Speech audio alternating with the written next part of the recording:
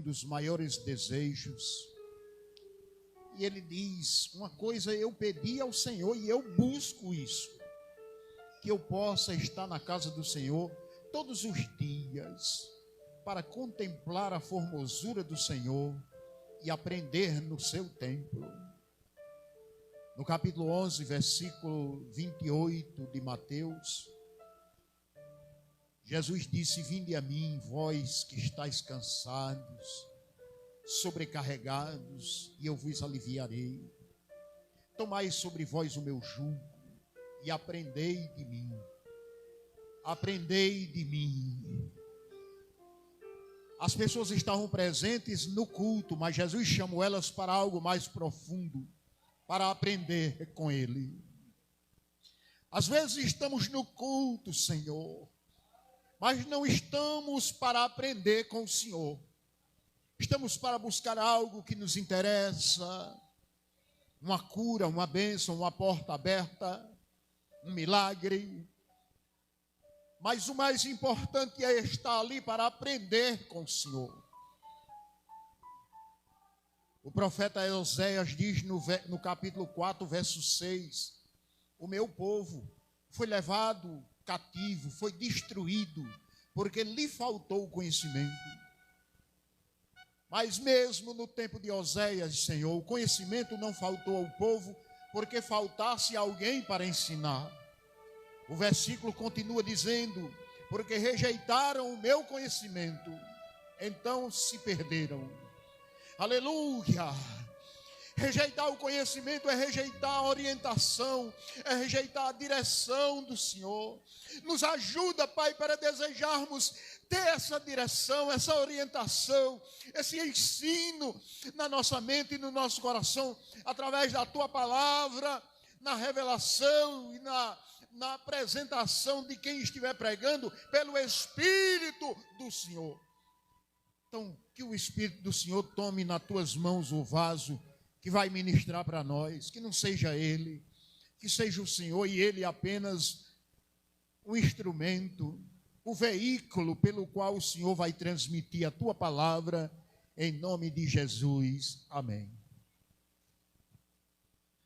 Nós saudamos, irmãos, em nome de Jesus. Amém, irmãos? Estamos felizes e graças a Deus. Estamos aqui para trazer a palavra de Deus. Quero agradecer ao nobre pastor Francisco, sua esposa, o quadro de obreiros, que tem facultado o espaço para estar aqui trazendo a palavra de Deus. Estamos em um culto de doutrina e eu queria fazer apenas uma pequena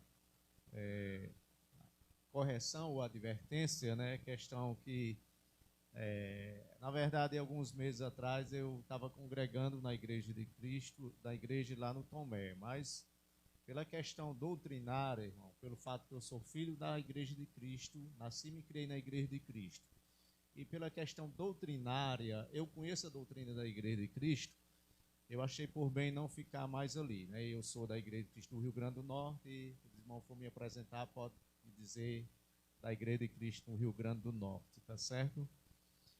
Porque eu vejo que uma questão da originalidade entra em jogo duas questões. Entra em jogo o rótulo e o conteúdo. Por exemplo, eu gosto muito de usar o perfume Silver Scent, francês. E quando eu vou comprar, eu pergunto: é original ou é réplica? E a vendedora me diz se é original ou é réplica. Porque se for réplica, tem um nome lá, Silver Scent, mas o conteúdo, o conteúdo não é original, Eu me lembro que uma vez eu trabalhando no Motares, um rapaz veio me oferecer um perfume Malbec. E quando eu peguei no perfume, eu balancei assim, estava estampado, e acho que tinha um dedo de perfume, ele completou com água. Eu disse: não, amiga, aqui não é Malbec não, aqui é água. Então, irmãos, questão doutrinária, eu achei por bem, mas tenho respeito, o pastor lá, Deus abençoe a vida dele, mas eu conheço a doutrina da Igreja de Cristo, achei por bem, gentilmente, de forma educada, de forma respeitosa, achei por bem não ficar mais lá, estou aqui por aqui ajudando e vamos assim dar prosseguimento à obra do Senhor aqui na terra, né, irmãos? Meus queridos, vamos abrir as nossas Bíblias na segunda carta do pastor Pedro, o apóstolo Pedro, capítulo 3, e vou ler apenas versículo 18, um versículo bastante conhecido. Deus, ele já confirmou essa palavra na noite de hoje, né, através do pastor, através do irmão que veio aí dar uma saudação, o diácono, né, veio aí dar uma saudação, e Deus, ele está só confirmando, né, irmãos? Irmãos, está conosco a nossa irmã Josiana, né, dali de Limoeiro do Norte, né, veio nos acompanhando. Deus abençoe a vida dela. Ela é pregadora também, viu, irmãos? As irmãs de que quiser convidar ela para pregar, é uma bênção. Mas ela tem a mesma característica que eu. Ela diz do mesmo jeito. Se for para convidar, para passar a revelação, nós não vamos. Mas se for para pregar a Bíblia, aí nós vai. Porque, irmãos, eu creio que a maior revelação é a Bíblia Sagrada. Eu creio, irmão Marcos crê, entendeu? Não sou contra o dom de profecia que a Bíblia fala. Porém, essa questão de profecia está muito escasso no meio de Deus. Tem uma grande escassez nessa questão de profecia, né, irmãos? Então, eu tenho sempre recusado convites, pregadores, pastores do Rio Grande, daqui. Irmão, vem aí para Deus lhe usar. Eu digo, irmão, se for para pregar a Bíblia, eu vou. Agora, se for para revelação, eu não vou, porque eu creio que a maior revelação é a Bíblia Sagrada. Ela é infalível, ela não falha. Se ela estiver aberta, Deus está falando. O meu coração é o seu coração. Ela fechada é um livro qualquer, comum. Mas ela aberta é Deus falando. O meu coração é o seu coração. Ela está em todas as áreas da nossa vida. Familiar, financeira, espiritual, pessoal, sentimental. Em todas as áreas, a Bíblia, ela está na nossa vida. Só basta nós examinar. Vamos ler o que diz 2 Pedro, capítulo 3, versículo 18, diz: Antes crescei na graça e no conhecimento do nosso Senhor e Salvador Jesus Cristo. A Ele seja dada a glória, assim agora como até o dia da eternidade. Amém. Pode sentar. Meus queridos e amados irmãos, quando falo de doutrina, eu me lembro, quando eu me converti, no ano de 1997, na cidade de Caraúbas, na Igreja de Cristo, da qual o meu primeiro pastor é bastante conhecido pelo pastor Francisco, pela irmã Josiane, que é o pastor e bispo Antônio Tarcísio Barros. Foi o meu primeiro pastor ali em Caraúbas. Bispo da Igreja de Cristo, um homem de Deus. E eu me lembro que no culto de doutrina, irmãos, ele pegava pesado mesmo, batia mesmo. E eu chegava fraco na igreja, saía mais crente do que eu chegava, porque a palavra, naquele tempo, irmãos, os cristãos, eles achavam bom a doutrina. A doutrina, irmãos, é para o nosso crescimento espiritual. A palavra não mata crente. O que mata crente é pecado. A palavra não mata crente. A palavra renova, a palavra vivifica, a palavra educa até ao ponto de saber se expressar e ter um bom português. Eu sou semi-analfabeto, estudei apenas 3 meses da 5ª série, né? E eu conversando e andando no meio do mundo, as pessoas dizem: ei, você é formado em quê? Eu digo: em nada, entendeu? Porque, irmãos, eu não tenho um português perfeito, porque se formos para a expressão linguística, e principalmente nós que moramos no país, no Brasil, é um dos países mais difíceis de pronunciar a palavra, por causa da mistura de cultura, entendeu? Por exemplo, eu estou aqui no Ceará, sou do Rio Grande, e eu sempre pergunto, quando eu estou começando, eu digo: aqui no Ceará vocês dizem o quê? Por exemplo, Lá no Rio Grande, lá se chama, o capote se chama Guiné. Aqui se chama capote, né? Então, meus queridos e amados irmãos, eu não tenho um português muito perfeito, mas pela palavra como pastor?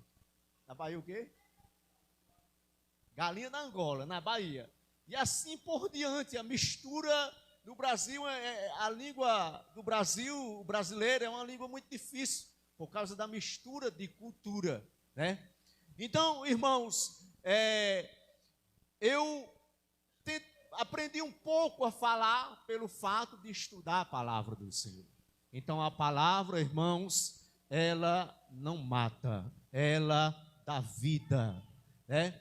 E eu me lembro que o pastor Tarcísio, quando iria dar a doutrina, irmão, era bater mesmo, era lapada. E nós chegava fraco na igreja e saía mais crente do que eu chegava, porque nós guardava a palavra.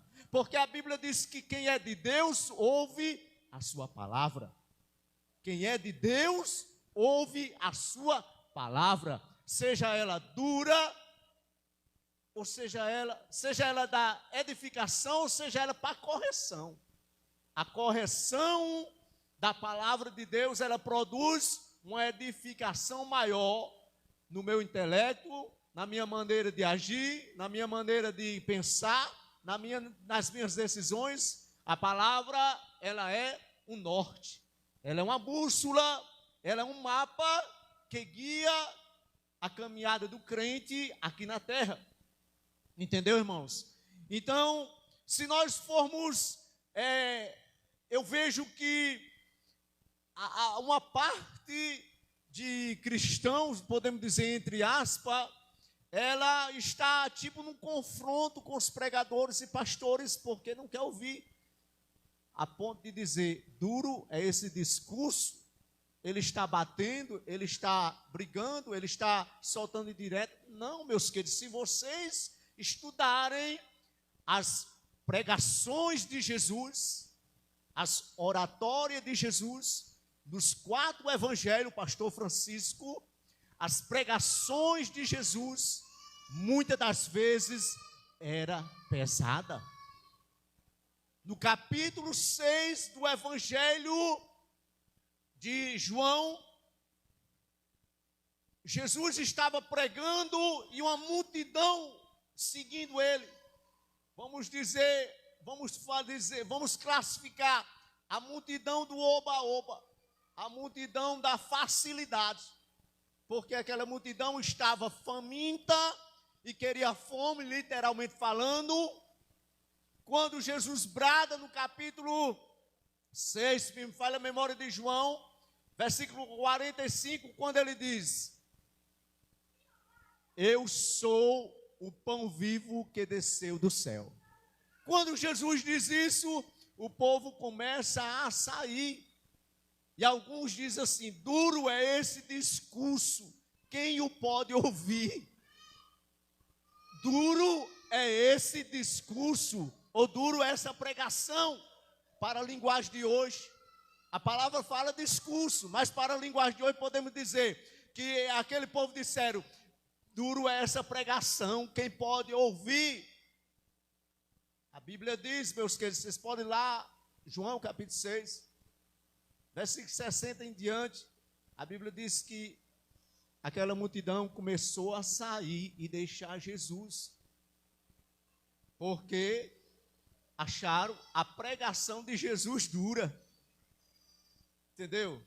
Aquele povo estava atrás de pão literal, de milagre, do seu bem-prado, queria que Jesus alimentasse o seu ego, queria que Jesus fizesse apenas o que eles queriam. Jesus brada e diz: eu sou o pão vivo que desceu do céu. Porque a palavra tem a supre a nossa real necessidade. E a necessidade daquele povo, eles poderiam até achar que era pão, mas não era. A necessidade daquele povo era ter um encontro com Jesus. E a Bíblia diz que começaram a sair. Jesus olha para os 12 e disse: queres ir embora vocês também? Mas eu me alegro, pastor, que sempre vai ter os remanescentes. Sempre vai ter os remanescentes, irmãos. Vai ter aqueles que abandonam o barco, mas vai ter aqueles que metem a mão no arado e não abandonam. Vai ter sempre os remanescentes. Jesus olha para aqueles homens e diz: queres vós retirar também? Pedro disse: Senhor, para onde nós iremos se o Senhor é quem tem as palavras da vida eterna? Queria pedir, irmão. Entendeu, irmão? Então,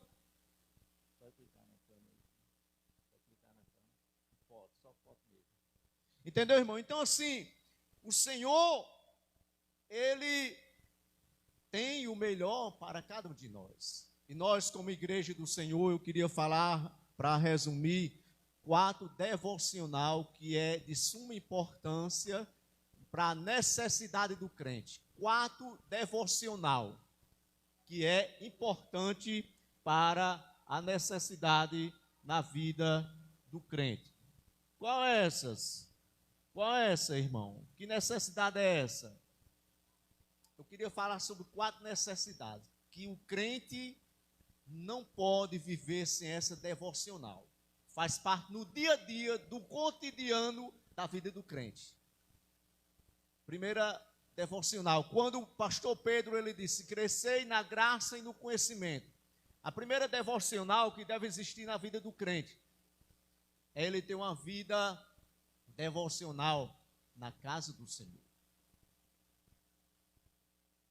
A nossa alma, irmãos, anseia estar se alimentando.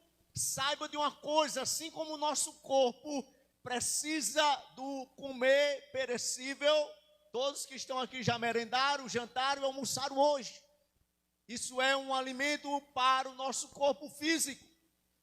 Mas a nossa alma precisa do pão vivo que desceu do céu. A nossa alma precisa da fonte que Jesus disse para aquela mulher: você vai apanhar dessa água, vai beber e vai tornar a ter sede. Mas se você beber da água que eu lhe der, nunca mais tornará a ter sede. Entendeu, irmãos? E a primeira necessidade da vida do cristão é estar na casa do Senhor. O salmista, no Salmo 122, ele disse: alegrei-me quando me disseram, vamos à casa do Senhor. Alegrei-me quando me disseram, vamos à casa do Senhor. E a casa do Senhor, irmãos, é aprender das maravilhas do Senhor. E a casa do Senhor é adorar a Ele. Aí alguém às vezes diz assim: não, mas em casa eu já tenho a minha devocional. É bom. Mas, meus queridos e amados irmãos, o Senhor, Ele consagra recinto, ambiente sagrado, para que o seu nome seja adorado, celebrado, tributado ao Senhor. O Senhor, quando falou para o Salomão, ele disse: porque eu escolhi e santifiquei esta casa para que o meu nome esteja perpetuamente. Entendeu? Vim à casa do Senhor, irmãos, fazer parte, estar no calor, sentir o calor um do outro, é adorar em uma coletividade. No Salmo 122 ele disse: alegrei-me quando me disseram, vamos à casa do Senhor. A maior alegria para Davi era estar na casa do Senhor. Era estar junto com os irmãos, era adorar. No Salmo 27, que o pastor Francisco leu, versículo 4, ele disse: uma coisa pedirei ao Senhor e a buscarei, que possa estar na casa do Senhor todos os dias da minha vida, para contemplar a sua formosura no seu santo templo. Se você for ler no capítulo 2 do Evangelho de Lucas, irmãos, está lá uma senhora de 84 anos, chamada Ana, a profetisa Ana. Capítulo 2 do Evangelho de Lucas, está lá a profetisa Ana, que mesmo com a sua idade avançada, passou por dificuldades, pois viveu com o seu marido 7 anos, de repente o seu marido morre, e ali ela, creio eu na minha analogia, que ali ela pensa em agora viver uma vida devocional para o Senhor. E ali Ana, a Bíblia diz que Ana, com 84 anos de idade, não saía da casa do Senhor, não saía do templo do Senhor, buscando ao Senhor com jejum e oração. Estar na casa do Senhor, irmãos, é aprender. Estar na casa do Senhor, irmãos, é um privilégio. É um privilégio. Quantas pessoas não estão aí, irmão, na droga, na prostituição, no adultério, na idolatria, mas não tem o privilégio que nós temos. Pois antes nós éramos mortos nos nossos delitos e pecados, mas o Senhor vai lá, nos vivifica, o Senhor vai lá, nos liberta. Firma os nossos pés, nossos passos sobre a sua casa, para que agora nós venhamos ser verdadeiros adoradores do Senhor. Primeira devocional, irmãos, na vida do crente, que é muito importante, é ele estar na casa do Senhor. Quando ele está na casa do Senhor, ele está apto a receber boas notícias. Ele está apto a receber boas notícias. Então, minha irmã, meu irmão, não deixe a frieza tirar o ânimo de vir à casa do Senhor. E eu oriento, porque eu já vi, quando você estiver perto de vir para a casa do Senhor, que chegar um vizinho, ou uma vizinha, ou um familiar, ou uma familiar, você diga: meu amigo, minha amiga, está quase chegando a hora de eu ir adorar ao Criador, ao Rei dos Reis. Venha outra hora, me desculpe, porque agora eu vou para a casa de papai. Porque agora eu vou adorar, eu vou rever meu pastor, minha pastora, eu vou rever meus irmãos, eu vou fazer parte do corpo para adorar e bendizer o Senhor. Sabe por quê, irmãos? Eu estou te alertando isso, porque muitas das vezes, quando estamos perto de ir à casa do Senhor, o inimigo envia os seus. Já viu aquele ditado que diz: quando o diabo não vem, envia o secretário? Ele envia o secretário, a secretária, para nos atrapalhar, para não vir à casa do Senhor. Então, uma devocional que é importante para a necessidade na vida do crente ou da crente é estar na casa do Senhor, é adorar o Senhor. Mateus 6:33, ele diz assim, Mateus 6:33: mas buscai em primeiro lugar o reino de Deus e a sua justiça, e todas as outras coisas vos serão acrescentadas. Cuidado, adorador do Senhor. Nós, eu digo isso, eu advirto logo a mim, eu chamo minha atenção. Cuidado, meu irmão, cuidado, minha irmã. Cuidado, adorador, cuidado, adoradora, para não ser um adorador como o irmão Caim. Deus não se agradou da adoração de Caim. Por quê? Ele ofereceu a Deus o resto. Que venhamos ser adorador como o irmão Abel. As primícias do rebanho de Abel, ele apresentou ao Senhor. Como adorador, temos que colocar Deus acima de todas as coisas. Qual é o maior mandamento? Amar Deus acima de todas as coisas. Com todo o quê? Entendimento, toda a tua alma e todo o teu coração.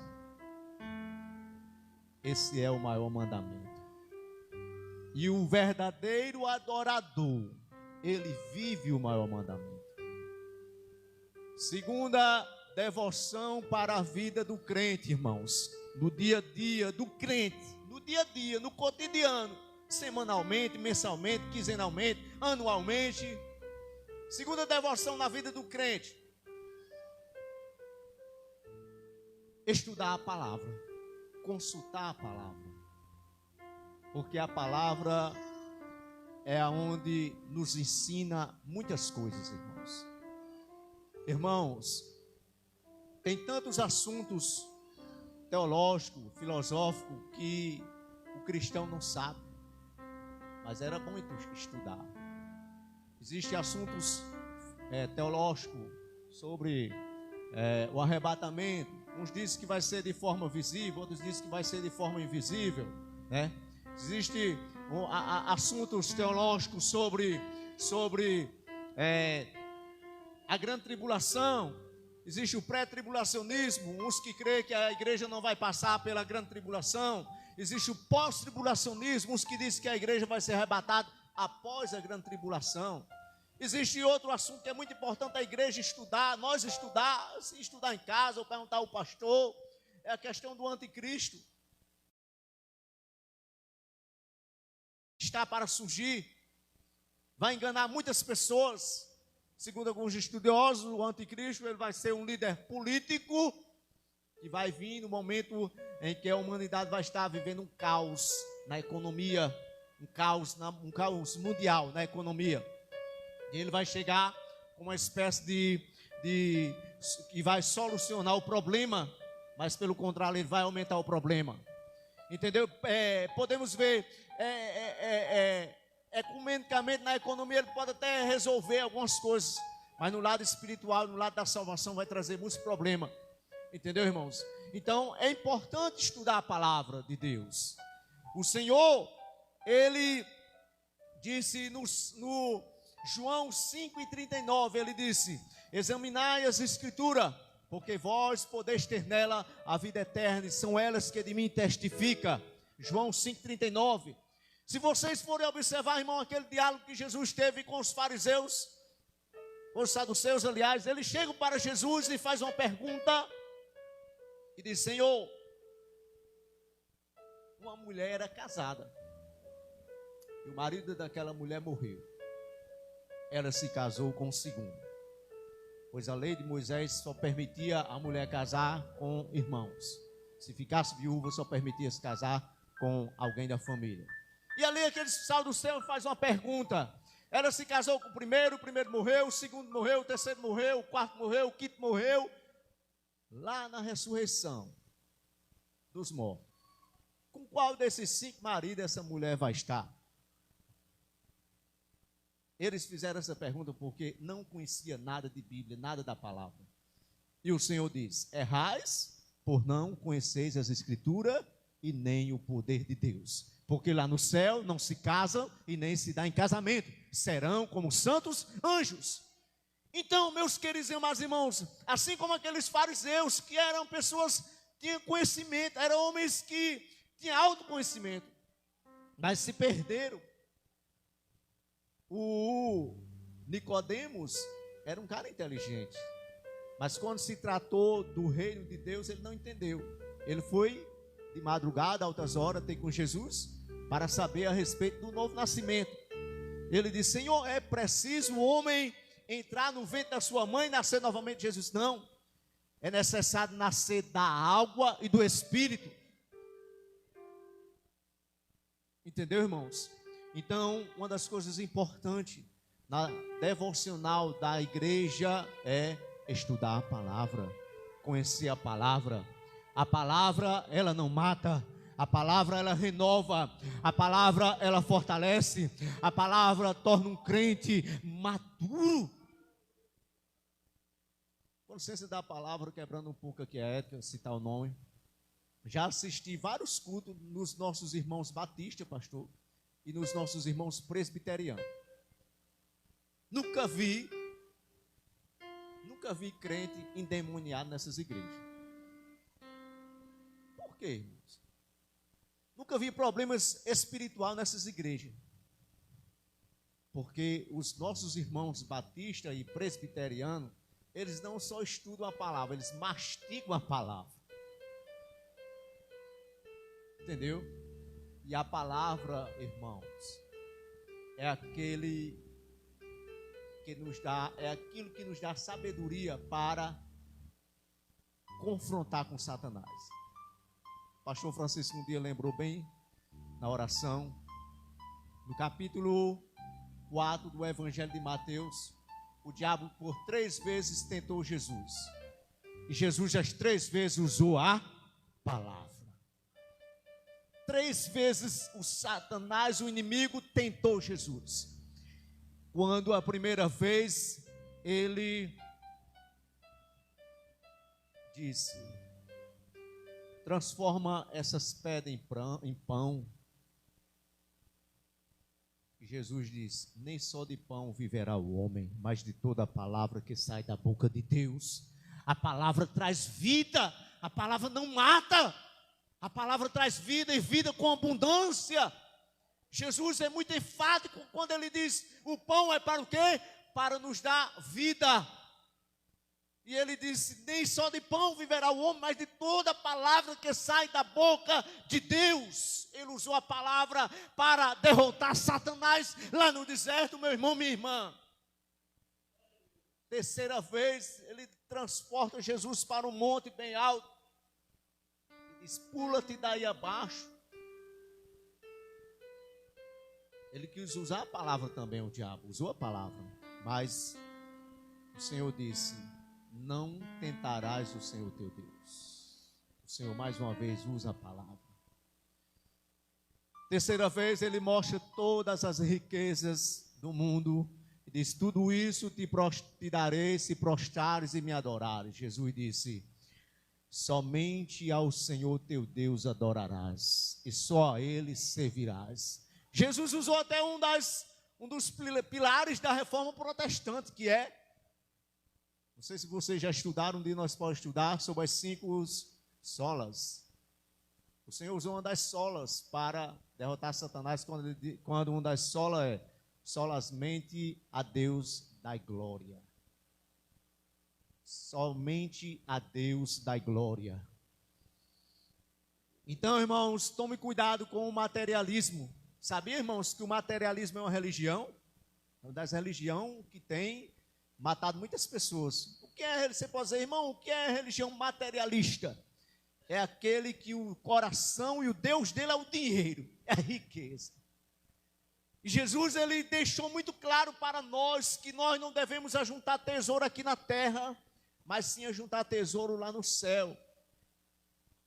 Aonde lá no céu nem um ladrão rouba, nem um ferrugem consome, mas o nosso tesouro, o tesouro da noiva do Cordeiro, nenhum ladrão pode roubar ou minar. Por isso, igreja do Senhor, segunda coisa, segunda devocional, que deve ser constante na vida do crente, é o estudar a palavra. Aí você pode dizer: irmão Marcos, mas eu não sei ler. Mas você tem ouvido, não tem? Jesus é tão bom nessa questão, irmãos, de nós conhecer a palavra.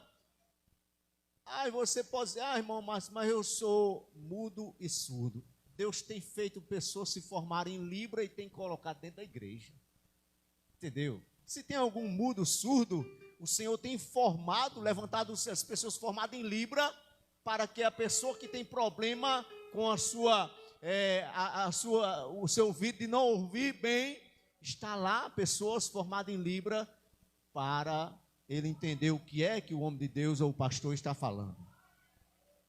Aí você pode dizer: mas eu não sei ler. A Bíblia diz, irmão, que o crer vem pelo ouvir a palavra. O crer vem pelo ouvir. Eu posso não saber ler, mas eu sei ouvir, então a palavra, eu estou ouvindo, então a palavra vai ser penetrada na minha mente. A segunda devocional, irmão, para a vida da igreja é a questão da oração.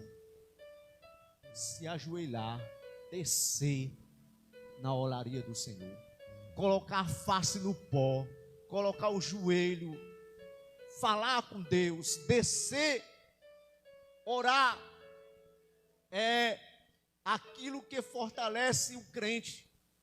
Mas se o crente não conhecer a palavra, ele vai se perder em algumas regras sobre a oração. Entendeu? vai se perder. Por que, irmão, vai se perder, irmão Marcos? Porque tem crentes aí orando no meio da rua como fariseu. Não pode, irmão. Oração é algo secreto entre a pessoa e Deus. Não precisa eu ficar nas praças de joelho orando. Não. Se for para orar, alguém precisar de uma oração, tudo bem. Então, oração é uma intimidade do crente com Deus. É um momento secreto. É um momento que o crente vai agradecer, vai confessar o seu pecado, vai adorar, vai pedir.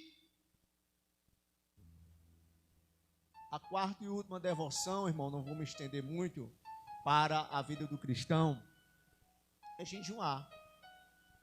Porque essas 4 coisas, irmãos, é padrão na vida de uma igreja.